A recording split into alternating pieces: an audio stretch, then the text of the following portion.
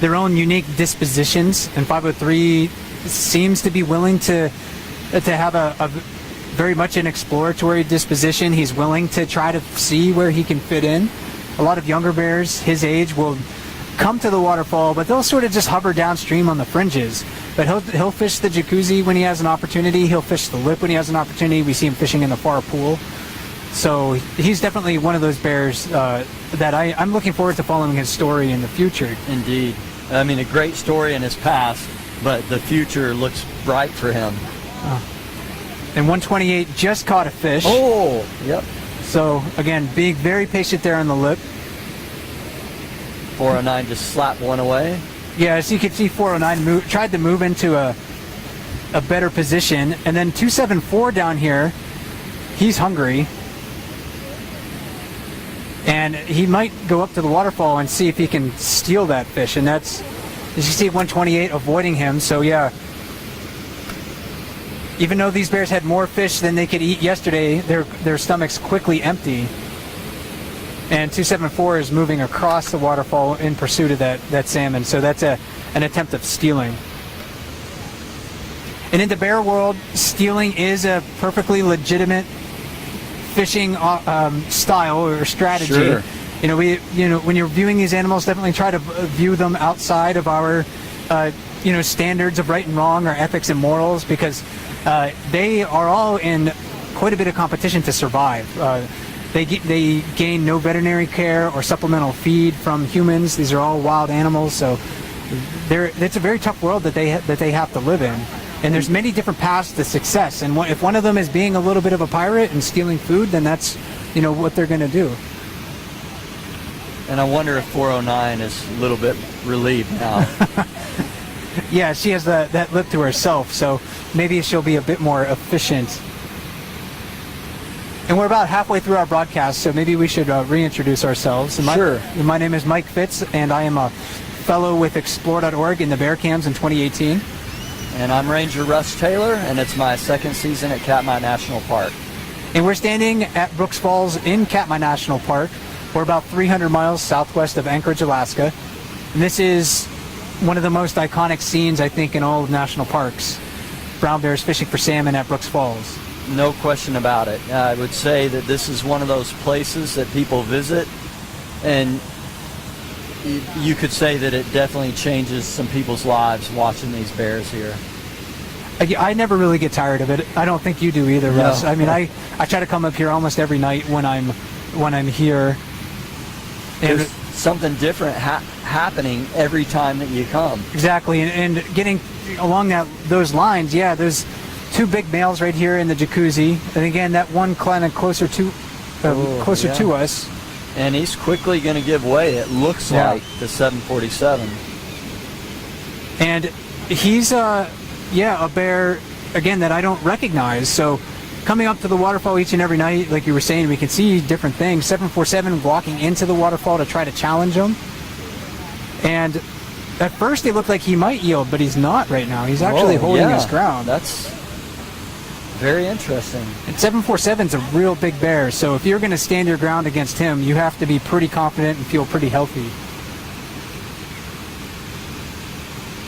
You see both of them, you're not going to be able to hear it, but you can see their mouths opening a little bit. That's a bit of jaw popping that they do.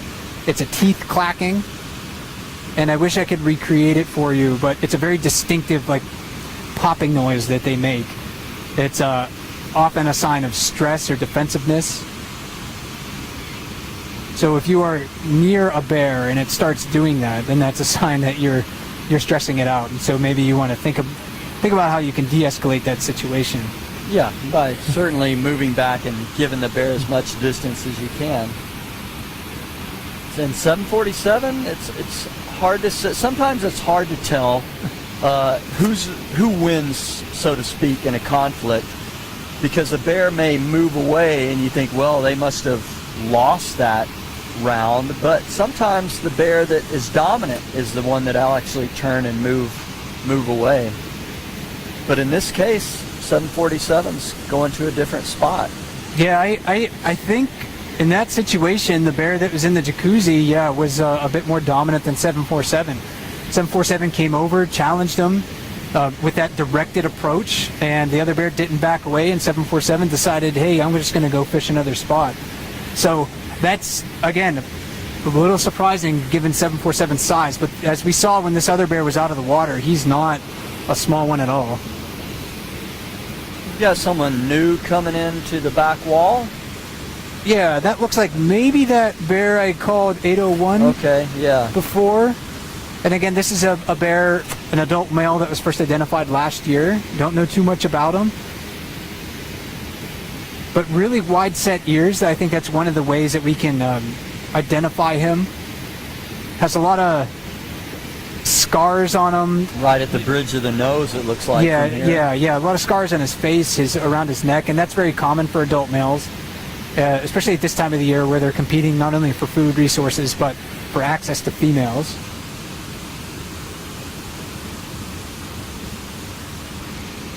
Yeah, there's hardly a bear here without a lot of scars, and they really do show as they're shedding. Those scars are really prominent. In the fall, they'll be one healed and two covered up with that rich coat of fur that they're losing now.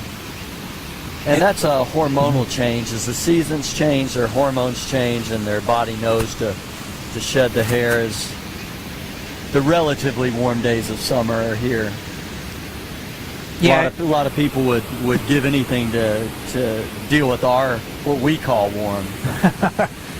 Right now, yeah, I know across much of the nation it's very hot. Today it was probably maybe in the low 60s. Wasn't very warm at all. So, right. And these brown bears are in fairly cold water, so the water temperature is probably in the 60s right now. They don't tend to get very cold. They're very large, very massive animals. So big bodies just take longer to cool down. They are well adapted to surviving cold conditions, cold water. And when they go to the den in the fall, they're really not going to the den to avoid cold. It's really just famine that they're going to the den to. That's right. So they evolve that strategy to hibernate because they just can't find enough food in the wintertime for them to stay active. And they've got one layer of fur close to their skin and then another layer that actually kind of covers that layer, and they're so well insulated that they can stand in the water for hours and not get cold. And coming up to our above the falls here, you see one bear moving away, and that's a young adult female, perhaps number 804.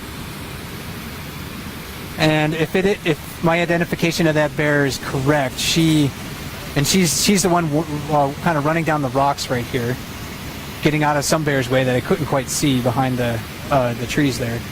She fished the lip of the waterfall a lot last September. Got quite skilled at it, but there's not a spot for her at the moment because 409 is there. Here's the one that pushed her out, is showing up now. Yes, and there's another one. Yeah, this is another adult female. Russ, I think this might be the one we were talking about before. That could be number 504. Right. And she's had one litter of cubs already. It's not a bear that I really had an opportunity to observe at the waterfall very much. So, again, it'll be interesting to see where she tries to fit in. And then on the other side of 409 is an adult female as well, another bear that I don't recognize. Very distinctive face, however. Narrow muzzle, kind of like a part right on her forehead, so almost like she combs her hair. Yeah, and if she doesn't have a number this year, we'll observe her, and if she continues to stay around, shows up next year, then of course we have to know, have to be able to observe them long enough to say that this is a regular player, so to speak, at the falls. Yeah, and oftentimes the bears that we end up seeing here that maybe we don't recognize right away, they've been to the waterfall before, and it just takes us a while to kind of figure it out because they grow sometimes quite a bit from year to year. When they get into like that adult age, it's a lot easier to tell them apart, but we mentioned it with subadult bears. It's really difficult to make those differentiations. People ask a lot about 402 as well. What do you know about 402 this season? Nothing, actually. I don't think she's been seen at all. Okay. As far as I know. That's one of the ones I think of people, wanting to know if she'll come back with a litter. And 409 did finally catch another fish. she wasn't expending too much energy to do that. Again, efficiency